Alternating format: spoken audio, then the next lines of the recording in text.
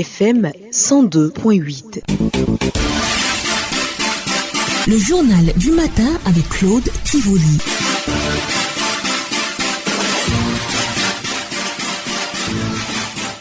Merci de suivre le journal au sommaire. 45 ans de vie épiscopale et 90 ans pour Monseigneur Paul Dakouri-Tablé, évêque émérite de Grand-Bassam. Ce double anniversaire a été mis à profit par le diocèse de Grand-Bassam pour célébrer et l'honorer. C'était samedi à la maison du clergé à Aboubakro.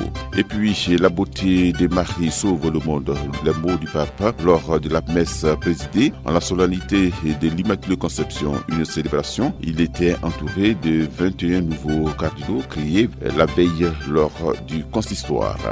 Bonjour à tous. Ouvrons ce journal-là avec l'actualité dans le diocèse de Grand-Bassam, marqué par la célébration des 45 ans d'épiscopat et des 90 ans de Monseigneur Paul Dakouri-Tablé, évêque émérite du diocèse de Grand-Bassam. Le samedi 7 décembre à Bobakro, localité historique du diocèse de Grand-Bassam, a été le théâtre d'une célébration exceptionnelle. Les 45 ans d'épiscopat et les 90 ans de vie de Monseigneur Paul Dakouri-Tablé, évêque émérite de Grand-Bassam. Cet événement marqué par une messe solennelle et des hommages vibrants a rassemblé fidèles autorités religieuses et civiles dans une ambiance de ferveur et de reconnaissance, débutée par une cérémonie d'hommage à l'élu du jour. Et cette célébration a été marquée par la messe d'action de grâce présidée par Monseigneur Jacques Aïwa, archevêque de Boaké, entouré de Monseigneur Raymond Awa, évêque actuel de Grand-Bassam, de prêtres et de religieux venus des quatre coins de la Côte d'Ivoire. Dans son homélie, Monseigneur Aïwa a salué l'engagement pastoral et le rôle de bâtisseur de Monseigneur Dakouri-Tablé. Il a rappelé les grandes étapes de son ministère, notamment la construction de nombreuses infrastructures ecclésiales et sociales, ainsi que son rôle dans l'évangélisation du diocèse. Écoutons un extrait. C'est un long pèlerinage de 90 ans sur la terre qui se poursuit toujours sous la bienveillance de son Créateur. Quelle grâce! Que le nom du Seigneur soit à jamais béni. C'est donc une vie entièrement donnée, totalement consacré au Seigneur pour sa gloire. Servez le Seigneur dans l'allégresse. Cette devise épiscopale pour Monseigneur Paul Dakouri-Tablé n'était pas un simple slogan ornemental des armoiries. Il l'a effectivement et pleinement vécu. À l'image de l'apôtre Paul, son saint patron, il a aimé et servi l'Église. Il a aimé et servi le Seigneur. Samedi 7 décembre 2024, l'espace Latrie Yvaine, situé aux deux plateaux, a accueilli une cérémonie d'envergure. La graduation de la 7e promotion des experts en ingénierie du genre, une initiative de la chaire UNESCO aux femmes et pouvoir de décision. C'était un moment de célébration et de reconnaissance pour ces 80 femmes et hommes formés à intégrer la perspective genre dans les politiques publiques et les projets de développement. Une formation essentielle dans un monde où les questions d'équité et d'égalité des sexes demeurent au cœur des priorités internationales. La cérémonie a été meublée de plusieurs allocutions, dont celle de la titulaire de la chaire UNESCO aux femmes et pouvoirs de décision, la ministre Euphrasie Kwasi-Yao, qui a rappelé les objectifs de ce programme de formation. Dans une salle comble, l'émotion était palpable chez les 80 nouveaux experts qui ont été invités par la ministre à avoir le sens de l'action et de la culture du résultat pour réussir leur mission. La réussite de votre mission exige que vous ayez le sens de l'action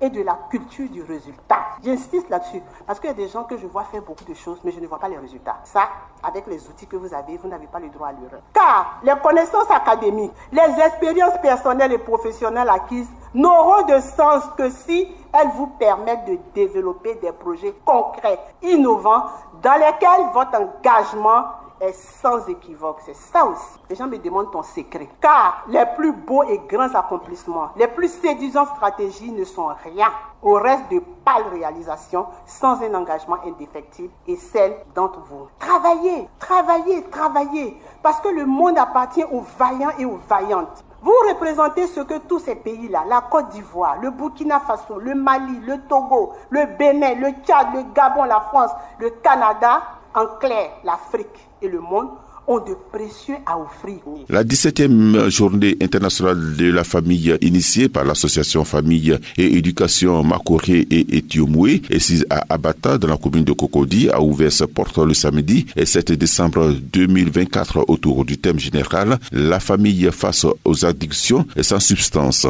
Les addictions sont un phénomène complexe et multifactoriel qui entraîne les conséquences graves sur la famille et la société. Cette 17e journée internationale de la famille a débuté par une conférence inaugurale prononcée par Dr Robert Urban, professeur de l'Institut de psychologie et faculté d'éducation et au TEVOS, Lorand University, Hongrie. Dr Robert Urban a souligné que l'utilisation d'Internet en soi n'est pas mauvais, mais c'est comment les adolescents l'utilisent. Nous l'écoutons. I think the main message of my presentation that we live in a very complex world. Son message était en rapport avec l'utilisation d'Internet. Il a dit que l'utilisation d'Internet en soi n'est pas mauvais, mais c'est comment les adolescents font l'usage. C'est ce qui n'est pas bon. Et qu'il a partagé son message de sorte à ce que les parents prennent les dispositions qu'il faut afin que les enfants utilisent Internet de façon à de bonnes fins. L'Internet, dans les mauvaises utilisations, lorsqu'il n'est pas utilisé selon aux bonnes fins, il peut nuire aux enfants. Chaque année, le temps de l'Avent est marqué par la journée nationale de la Caritas pour mettre en exergue l'engagement de l'Église catholique en faveur des personnes vulnérables. Et cette journée est précédée d'une semaine Caritas meublée d'activités. L'ouverture officielle de cette semaine Caritas a eu lieu le deuxième dimanche de l'Avent à la paroisse Saint-Jacques des Deux-Plateaux dans l'archidiocèse d'Abidjan. La messe a été présidée par le père Patrice Ezoa, prêtre résident sur cette paroisse. Il y avait à ses côtés le père Dominique Traoré, secrétaire exécutif national de la Caritas Côte d'Ivoire. Dans son homélie, le père Dominique Traoré a invité les fidèles présents à s'engager de par la persévérance dans la charité auprès de la Caritas et dans la prière jusqu'au retour du Christ. Au terme de la célébration, le secrétaire exécutif national de la Caritas Côte d'Ivoire donne le sens de la journée nationale Caritas précédée de la semaine Caritas.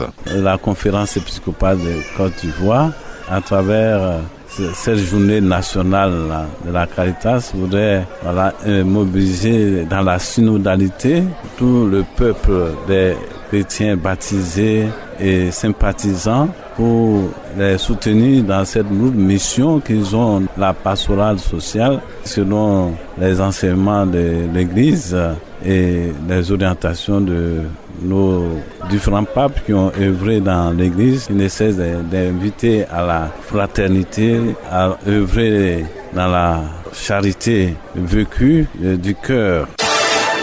Et enfin, c'est entouré de 21 nouveaux cardinaux créés la veille lors du consistoire que le pape François a présidé la messe dans la basilique Saint-Pierre en la solennité de l'Immaculée Conception qui coïncidait avec le deuxième dimanche de l'Avent. C'est bien sur la figure de la Vierge qu'est revenu le pape François lors de son homélie. Marie qui est fille et épouse. Le compte rendu de Marie Henriot de Vatican News.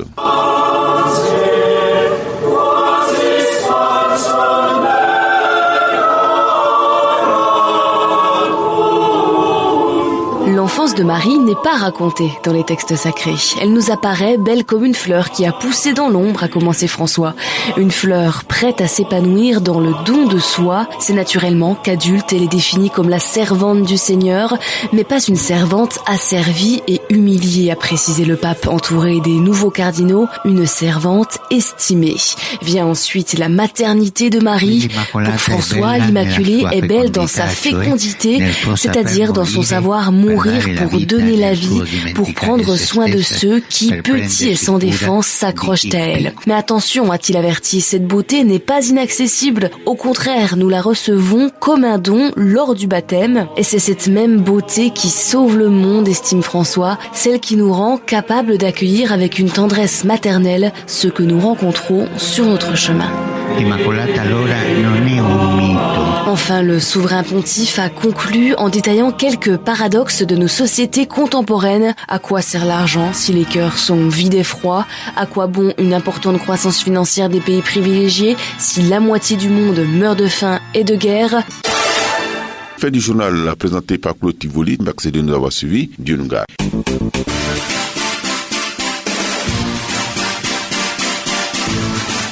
FM 102.8.